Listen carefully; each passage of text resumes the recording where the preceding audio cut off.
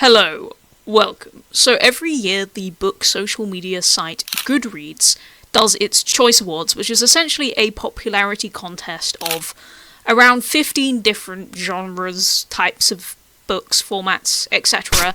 And people vote on which one is their favourite. And for the first time I decided that it would be fun to read the winners.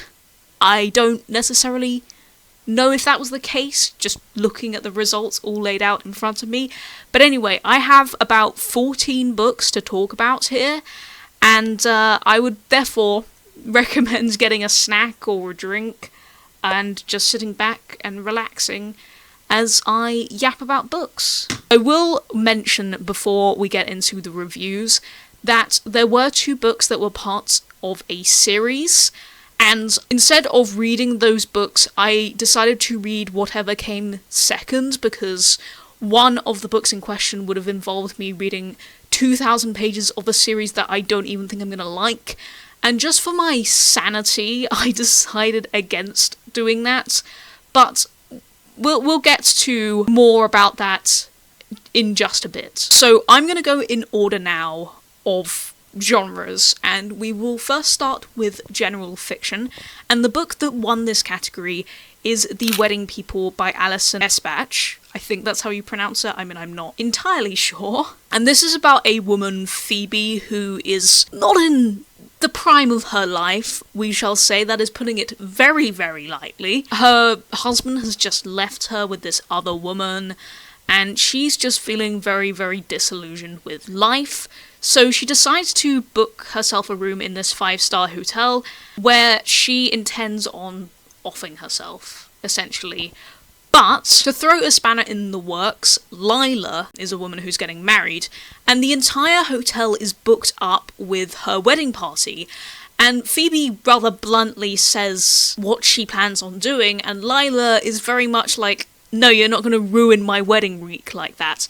And the two of them kind of make friends and discover kind of more about themselves. They form a very, very fast friendship. And going into it, I was worried that it would be kind of like The Midnight Library in the way that it discusses pretty severe themes. And I am happy to say that that is not really the case.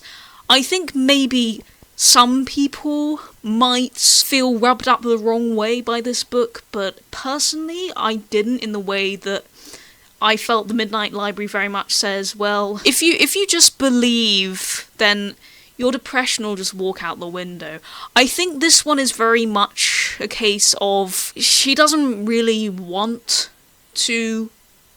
I can't say the proper words because YouTube will get angry, and I already make peanuts from YouTube as it is. Anyway, I don't really feel like she necessarily wanted that. I think it's more just she wants a change in her life, she wants her life to be different, and I think this week very much has a positive impact on her. I didn't feel like personally targeted by the book in any way, which I kind of feel like you needed to in order to give this a higher rating.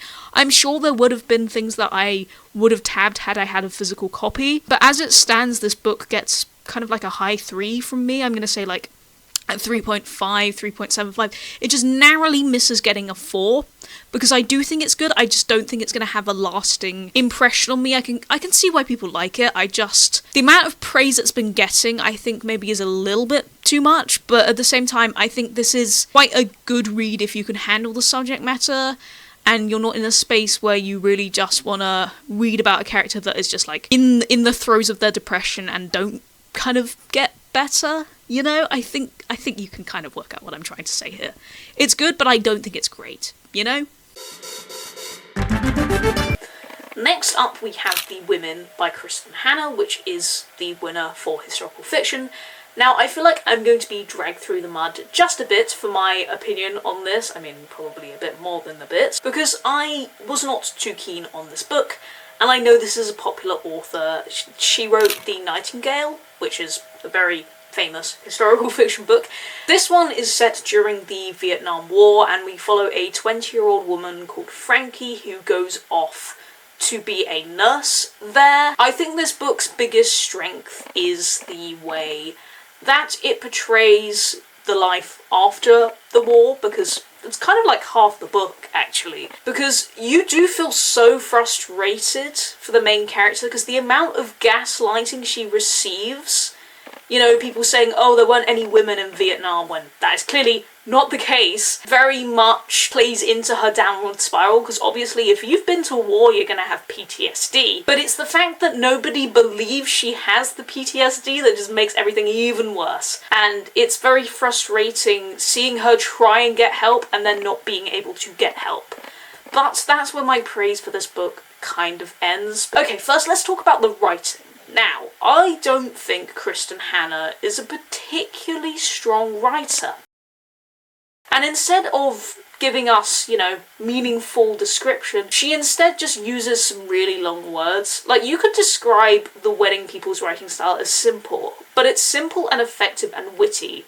This just felt like someone trying to compensate, and it's just not the sort of thing I personally like. Another one of my issues with this book was the characters and character relationships, like the friendships that Frankie forms when she's in Vietnam.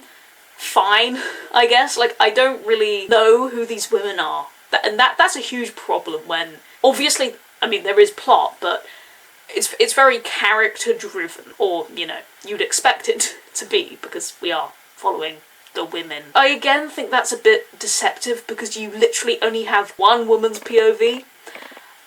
So I think calling it the women is maybe a little bit wrong, because you literally, it's woman, it's singular. But yeah, it really irked me that Frankie seemed to fall in love with every man she met. Like, in 30 pages she was saying, I love you. One of these men was literally married with a wife and kids back in America, but who cares about fidelity when you're at war? I mean, the fake out deaths as well. I'm trying not to give, like, concrete spoilers, but they really just took this book to soap opera levels, and that is really just not the sort of thing that I like. And I was going to pick up The Nightingale, like I have been kind of interested in that book, but honestly I'm kind of thinking maybe I shouldn't, because I didn't have a particularly good time with this book, and some of it was the author's craft, and that is a huge thing for me. If I don't like the way the author writes, I'm probably not going to like their books, even if they have interesting synopses.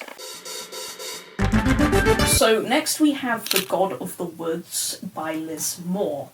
And this is the winner for mystery thriller, but it's very much not your traditional mystery thriller in the sense that it is so expansive in terms of the time periods. It's very much like flip-flopping back and forth within a few pages. And I do like that this book had very short chapters, because if you're a mystery thriller book and you don't have short chapters, truly, why should I care? I mean, part of the fun of the pacing, you know, racing through a mystery, is the short chapters. Like, they really add to the pacing. And I think, you know, that was a good aspect of this book. Sorry if you're shaking a bit. You are balanced on a huge stack of books, and it's becoming a bit like a Jenga tower at the moment, which, you know, bit of a mistake. Unfortunately, I just feel like this book didn't really have much of a payoff. It is a thing typical of multi-timeline books, where you get attached to some timelines and not others.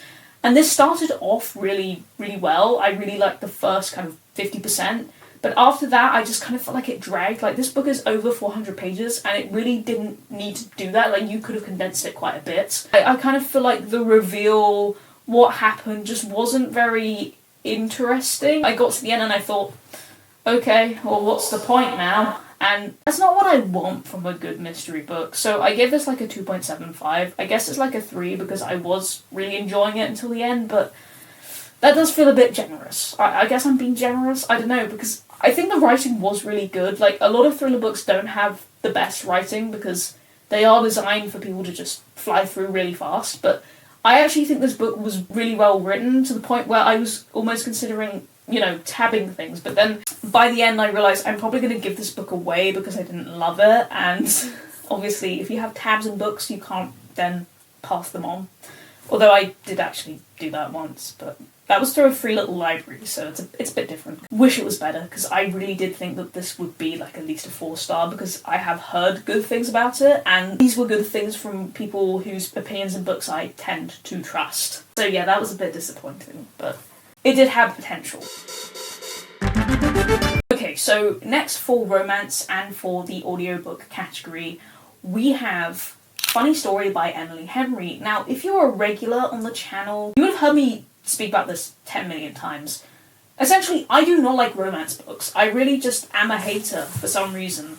I feel like romance books, they never do the relationship development in a way I like, but I did have a success with this one, and I'm very happy because people love Emily Henry, and it's always nice to be in the club. So essentially, what this is about, and it kind of has a complicated plot, but it doesn't feel complicated, if that makes sense.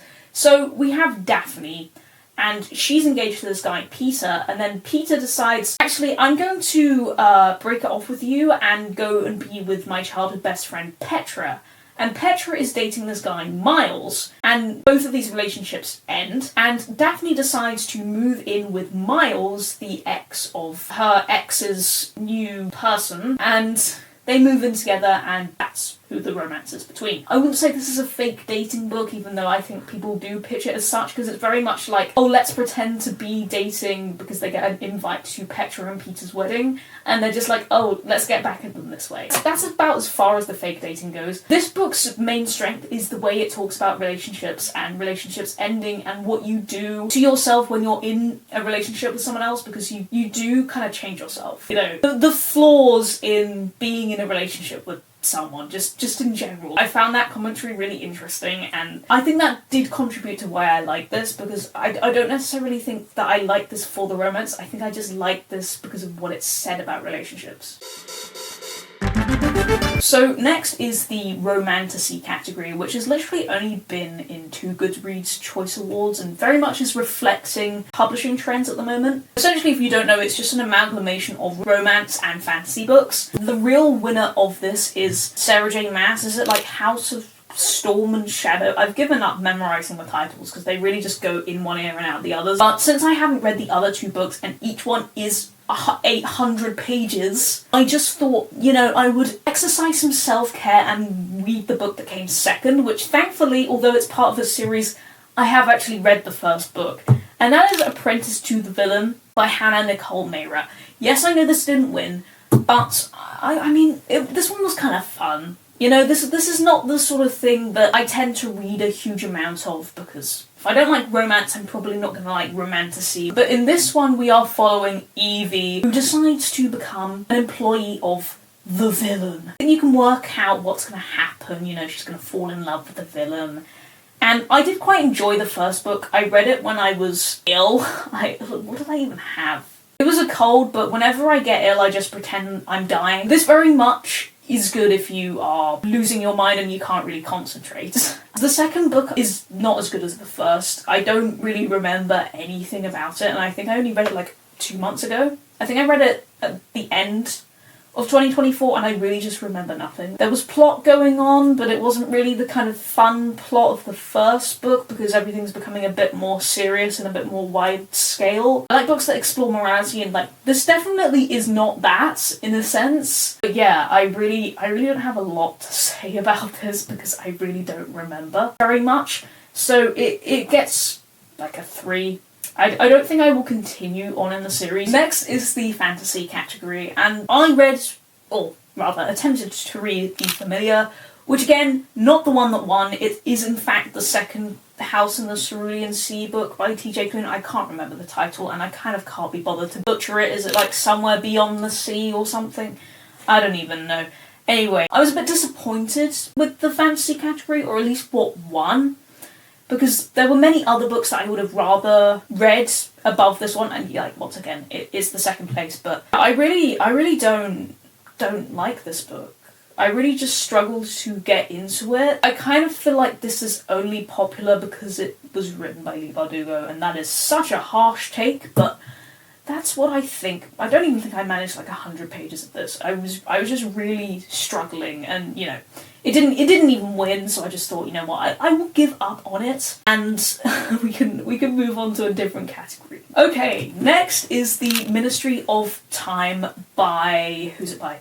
Callie-Ann Bradley. Now, this one I was hoping I would have a bit more luck with, because it does cover one of my favourite tropes in the whole entire world, and that is time travel. I mean, I don't exactly think that is much of a reach, because time literally is in the title, and sorry, if I'm looking down, that's because I'm trying to find the notes that I wrote about this book. Okay, so we are following our narrator, and she is never named, and we are living in a version of the UK where the British government has discovered time travel, and they decide, in order to test its safety, that they are going to bring people from the past into the future and kind of like see how they get on. And our main character is tasked with looking after one of these people. His name's Graham, isn't it?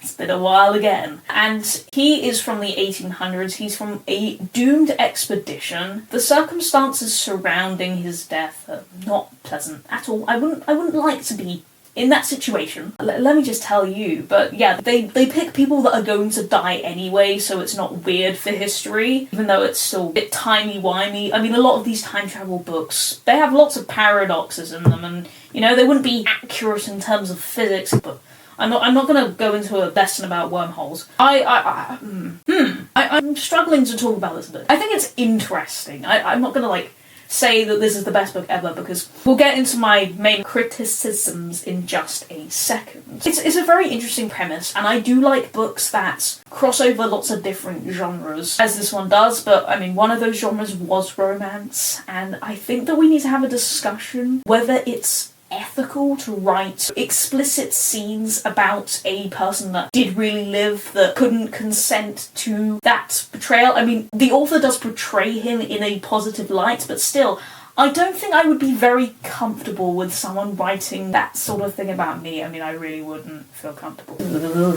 I also think that certain topics weren't necessarily handled with care. Like, I don't think the author was trying to be unpleasant about anything, but I don't think it was the best portrayal, we shall say. I'm trying to be intentionally vague so I don't give spoilers.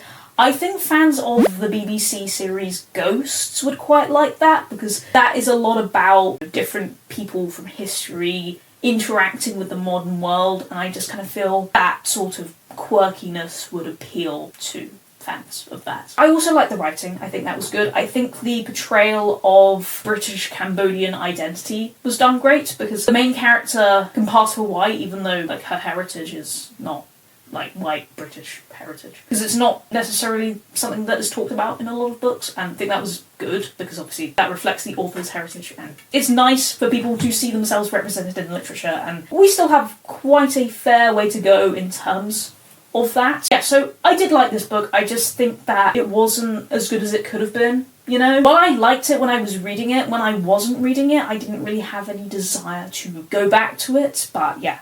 I mean, if you're interested in this book, I'd give it a go, but it doesn't have the best reception, I don't think. I think the rating is quite low on Goodreads. Don't hold me accountable for that. For horror, we have... Oh, I keep forgetting the title. Oh my goodness. You Like It Darker by Stephen King. I was going to say And I Darken. No, that's something else. This is a collection of short stories, and to be honest, I don't know why Stephen King keeps winning, other than the fact that it's Stephen King, you know? I just really feel like these awards should be more of a place to promote up-and-coming authors, because the book that came in second, We Used to Live Here, I've been desperate to read that, and also it had the highest number of ratings. But people just voted for Stephen King because it's Stephen King, I reckon, because I did try and read this, but ultimately, like, I think I tried to read most of the stories, and I couldn't get hooked by a single one. I think Stephen really needs to retire. I mean no disrespect for the man, because I haven't really given his work like a proper go. I mean, I tried to read Holly like a year or so ago, and I couldn't get through that one either. I would like to try his work properly, but I couldn't get into this at all, and I just thought, this is going to put me in a reading slump, because it was quite long as well. No, I just can't. For my sanity, I just cannot. So yeah, I wouldn't really recommend this from what I could say, but also, like, I didn't give it the time of day, but I think if I had, I would have just given this, like, 1 or 2 stars and just said I was really bored, I didn't like it at all, so what's the point, you know? If I was certain that was going to happen, what is the point? The debut category is kind of a strange one to me, because it seems to be a mishmash of loads of different genres. I saw sci-fi books, I saw horror books, But the winner of this book, interestingly enough, despite not hearing much overwhelmingly positive press for it, is How to End a Love Story by Yulin Kwang. This is about Graham and the other main character, whose name I have literally forgotten. Wow. Where is the book? What did I do with the book? Helen. Her name's Helen. Grant. It's Grant and Helen. Oh my goodness. I am tripping. So, when Helen is in high school, her sister walks out onto a road and Grant is driving the car and hits her and the sister dies. And then years later, Helen is a famous novelist and she's doing the screenplay or assisting on the screenplay for an adaptation of a famous book series that she's done. And you know who stumbles right back into her life? Grant. And the two of them have a little romance. Again, it's something that I'm going to struggle talking about because it's literally one of the most 3-star books to ever 3-star for me. And 3-star books I really don't think much about. They do not have a lasting impression on me. And this one didn't, I'm afraid, because I think there were some relatable and interesting quotes, you know, like Helen talking about her relationship with other people. And if you are grieving someone, I think maybe this would be quite cathartic and therapeutic for you. But I don't really have a lot to add because it just didn't really blow my socks off. But I don't think it was bad either, and sometimes you just need a palate cleanser. Yeah, I mean, I don't really see why, you know, you'd pick this book up over any other romance book. But if you're looking for a romance book that you just want to sit down and read and you're not really bothered whether or not it's going to be your new favourite thing, like, I'd say go for it. But it was a book I read. That may seem harsh, but we've got some ranting to come, so. The next category is young adult fantasy. I don't know why I pronounced it like that. This is Ruthless Vows by Rebecca Ross. This is the second book in the Letters of Enchantment series after the famed TikTok sensation Divine Rivals, and I'm actually excited to talk about this one. I'm going to play the Uno reverse card and say that I actually thoroughly enjoyed this series. I think the first book is stronger. I think it is better in terms of quotes and, you know, character development, although to be honest, I think we could have done with 30 pages more pining before the romance actually came to fruition. But otherwise, I really did quite enjoy this duology. Anyway, this is about Iris and Roman, who in the first book they are working for this newspaper, and both of them want to get the columnist position, so they're kind of competing to do that. But also, the city that they live in is stationed quite close to a war between gods. It's kind of like World War I-esque, but it's a bit fantastical, and I really like alternate history type books. I think the writing was very good. I think it was quite atmospheric, and I like the characters that were established, and I think the whole thing is pretty solid. Like, I would recommend this book. I do feel like it's worth the hype, but I don't think the second book is as good as the first because it follows a kind of trope that I don't think I like, and it doesn't do anything that you don't expect it to do. But on that same token, I did really enjoy this book, and the first book gave me a massive book hangover. All I wanted was the sequel, and to be honest, I think I can credit this series with breaking my bookbind ban, because after I read the first one, I needed the sequel, immediately. Yeah, this was a 4-star, very solid, and I would recommend it, which is surprising. I bet none of you expected that. Okay, next up we have young adult fiction, and the winner of this is Heartstopper Volume 5 by Alice Oseman. Interestingly enough, a graphic novel, even though the Goodreads Choice Awards have cut graphic novels out.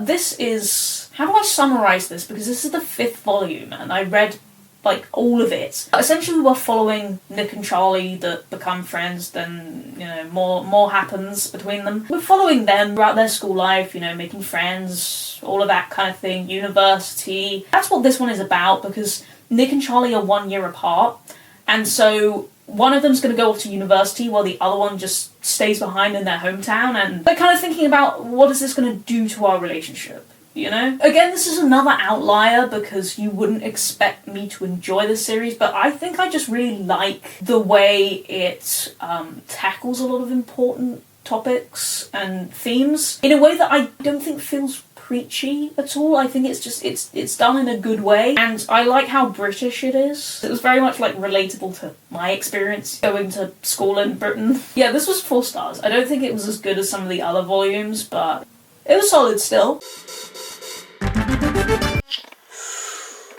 Okay, next one is the non-fiction category, and oh goodness do we have a rant coming up. In fact, I'm going to load my review up on my phone just to make sure I know what I'm going to say, because there's quite a bit to discuss here. The Anxious Generation is a non-fiction book about young people's relationship with technology, social media, that sort of thing. Jonathan Haidt likes to use the extended metaphor that smartphones and children is equivalent to taking said children on a long voyage to Mars. And I do believe this metaphor is a bit hyperbolic, but I kind of get what he's trying to say. I think it's true that a lot of parents are too overprotective of their kids. Like, I remember thinking that when I was kind of like 12-ish, and it's kind of the age where, you know, you start giving your kids a bit more independence, because obviously where I live, that's kind of like when you start secondary school, 11, 12, and a lot of parents were like very overprotective, and I was kind of a bit shocked. I remember thinking that. I do also believe that social media is a net negative on young people's mental health. Like, I do agree with that, but that's kind of about where our agreements end. Firstly, there are some quite problematic elements of this book that I would like to discuss. While the book feigns to be inclusive with mentions of various different marginalised communities, it then says that a person's identity is a, quote, social media trend, even though this is not backed up by science, even though the guy claims to be a social scientist. I mean, he wants you to think he's clever because he quotes the ancient Greeks to you. I mean, back to this whole, like, social media trend and how similar identity occurs within a friendship group. Like, I mean, duh? I mean, obviously you're going to surround yourself with people that have similar things in common with you. Is this not like a given thing? You wouldn't join chess club if you weren't interested in chess, would you? I mean, come on. Yes, I would agree that my generation do to a certain extent fake disorders. Like, I'm not gonna deny that. I've seen the YouTube videos, but he mentions an uptick in neurodivergent conditions like ADHD and autism. But quite obviously, if there's more awareness towards a particular condition, then you are going to have more people be diagnosed with it, because they see videos about, oh, you could have ADHD if you behave like this, and then they think, oh, I've been behaving like that my entire life, and then they go and see a specialist and they get diagnosed. Like, obviously that's going to happen. Doesn't mean that they're faking it or that the diagnosis is going to be false, because, like, neurodivergent people have a lot of discrimination against them, and surely you wouldn't be putting yourself in a situation where you're going to be discriminated against even more just for what? Fun, you know? It's a bit baffling. Furthermore, this book really likes to separate internet usage between boys and girls. It's very much like, boys use social media and the internet to do this, and girls do this. And while obviously I'm not going to deny that there is a tendency, there's a trend, I just kind of feel like there's no intersectionality. It mentions a lot about social media's bad impact on girls' body image, but surely if you're seeing loads and loads of pictures of shirtless men at the gym, that's going to have an impact on your body image as a guy as well. But it doesn't acknowledge that, and it's just a bit like, well, that's going to perpetuate the stigma of boys with eating disorders, which are already, you know, not really something that you see a lot of representation about. I mean, Heartstopper does that. But if you don't acknowledge that it's happening, then the stigma and the social awareness about the issue is going to be even worse. It also mentions, well, it more alludes to social media and extreme politics, yet it doesn't then develop that at all, and that is a major issue that I think parents should be aware about, because this book is very much targeted at parents, I feel. It's also quite repetitive. I felt a couple of times that I had already read a page, but I hadn't, if that makes sense, because it just kept repeating the point. It's like, I know what you're trying to say, just like, stop, please. This book is not going to tell you anything you don't already know or fear, right? I get what the author was trying to do, but I just don't think the execution... Oh, it was a bit rough. It was a bit rough. Back to me enjoying what I'm reading for a second. We have The Third Gilmore Girl by Kelly Bishop. Now, I feel like this is a cardinal sin at this point, but I have never seen Gilmore Girls in my life. I don't know how, because you'd think that if it was a cozy show that a lot of book lovers like, then I would like it and I'd want to watch it, but yeah, that's never materialised for me, and I don't know why. Anyway, this is about, is it Emily Gilmore, the grandmother?